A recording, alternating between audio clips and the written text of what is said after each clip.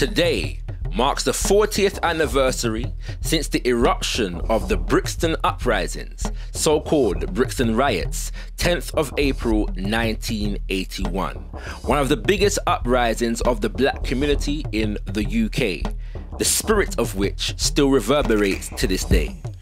It was hot on the heels of the New Cross massacre, the racist firebomb attack that took the lives of 13, later 14 black youth, engaged in a birthday party at 439 New Cross Road in South London. The community understood this to be one of many racist firebomb attacks not uncommon in London during that time. The police criminalised the survivors and their deceased friends, failing to investigate the fire and compounding the trauma of the black community 1,000-fold. It was hot on the heels of the Black People's Day of Action, March 2nd, 1981. In response to the New Cross massacre and other racial injustice in the UK, 25,000 black men, women and children took to the streets and marched to Parliament in the name of justice. And whilst this was going on, the Metropolitan Police were engaged in and planning a particular kind of assault against the black community, known as Operation Swamp. The operation got its name from a statement made by Margaret Thatcher. Quote, "People are really rather afraid that this country might be rather swamped by people of a different culture."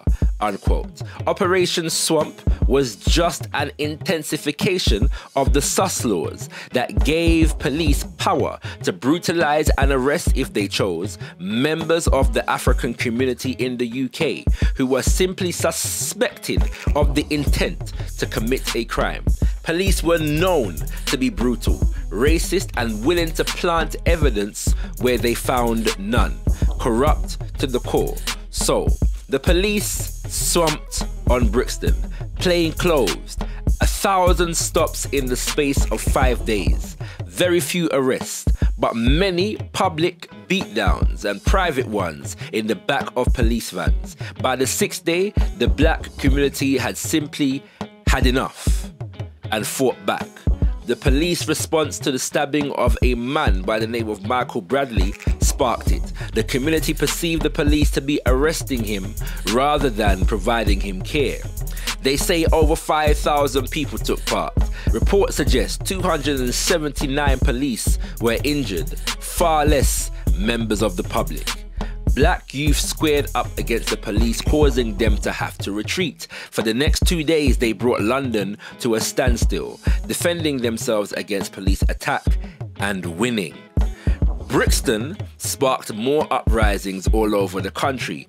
Bolton, Chapeltown, Hackney, Handsworth in Birmingham, High Wycombe, Leicester, Luton, Liverpool, Moss Side in Manchester, and even more cities saw unrest as youth squared off with the police.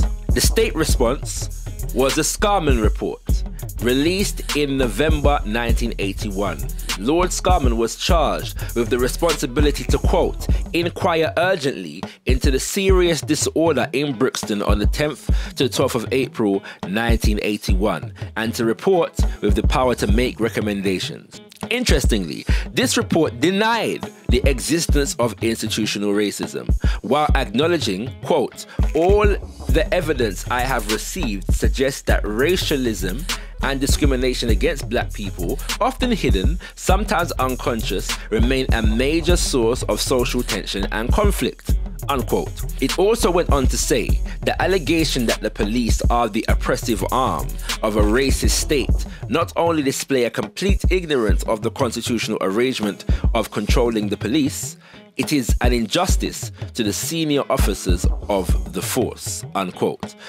The report that would go on to pathologize the black family and black culture was embraced by the government and the police. Most of its recommendations related to addressing socio-economic issues remain unaddressed.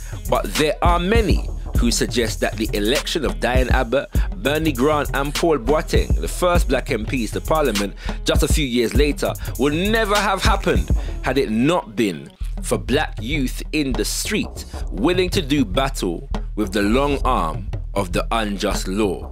Today, the government employ black people to write reports denying the existence of institutional racism. For the people that write these reports, it would seem them having replaced a Lord Scarman in the performance of these duties is in itself a sign of progress. Yet, the quote, complex political, social and economic factors, unquote, identified by Scarman still very much persist. In truth, for the black community, Brixton was just the beginning of a decade marked by uprisings and the growing spirit of revolutionary Pan-African activism.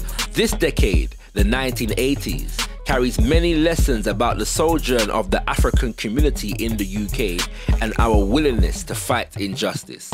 They say the Brixton Uprising was a spontaneous reaction to racial injustice. Just imagine what it would be if we actually responded to these injustices in a truly organized form.